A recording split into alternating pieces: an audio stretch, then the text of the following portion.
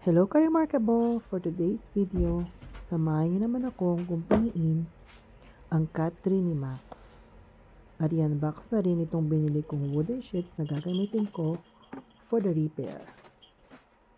At ayan na nga, lumapit na nga si Max. At curious na naman kung ano na naman ang gagawin natin.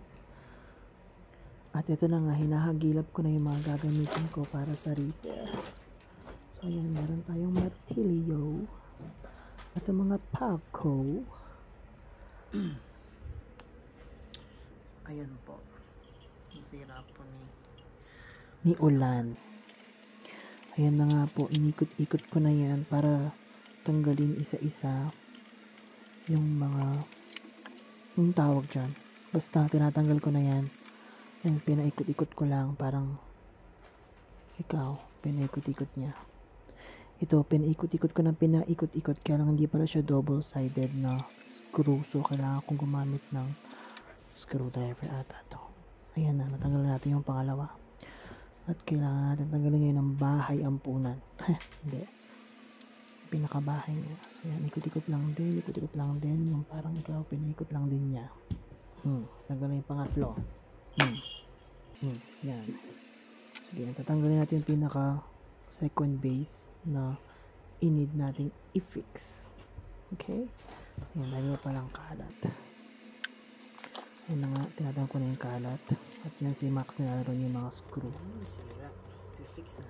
At ayun na nga mga remarkable, ina-unbox ko na to, yung mga wooden sheets na nabili ko. Tapos binibilang ko lang yan kasi hindi ko alam at hindi ko tinignan kung ilang pieces yung nabili ko. So, total is 15 pieces. Tapos yan, fini-figure out ko na paano ko siya ilalagay.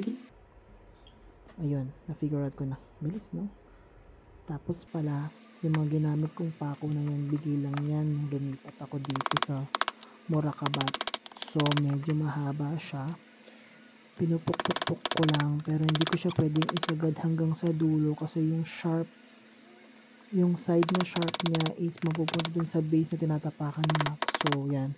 Pinupuk ko lang siya hanggang dun sa pinaka edge. Tapos, yung mga naiwan na yung finifigure out ko pa kung paano ko siya tatanggalin. Ikakat ko ba or ewan ko. So, malalaman nyo mamaya kung paano ko siya na-figure out. Ayun.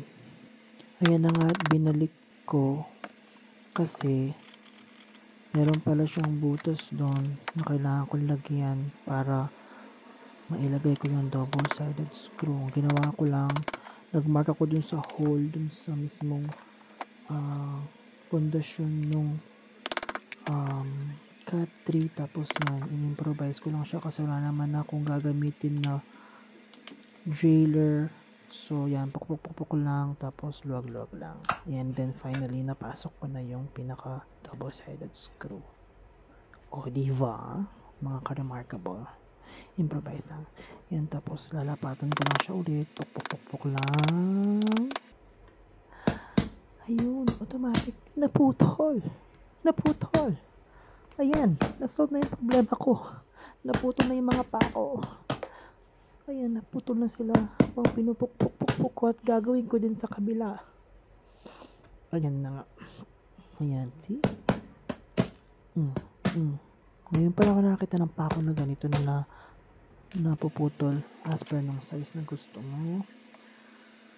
Ayan na nga, yun nga, naputol nga yung pinaka-head. So, parang hindi siya masyadong kumakapit. So, pinako natin ulit yung mga naputol. Ayan na nga, ibabalik ko na siya. Excited si Max. Ini-screw ulit, inikot ulit para ma-assemble na. Ayan yung bahay bata, bahay pusa. Hindi. Yung pinakabahay ng Cat 3. Ayan, tapos yung pinakahuli, ikot-ikot lang din para malagay na. Ayan, finally, yung pinaka-last, yung pinaka-base. Ayun, lagay na sa dating lugar. Ayan na nga. Tignan nyo naman, kahit pa paano naayos siya, diba? Perfecto. It's time for test. Sa oras na to, yan, pinipilit ko na si Max. Hello. Ayan.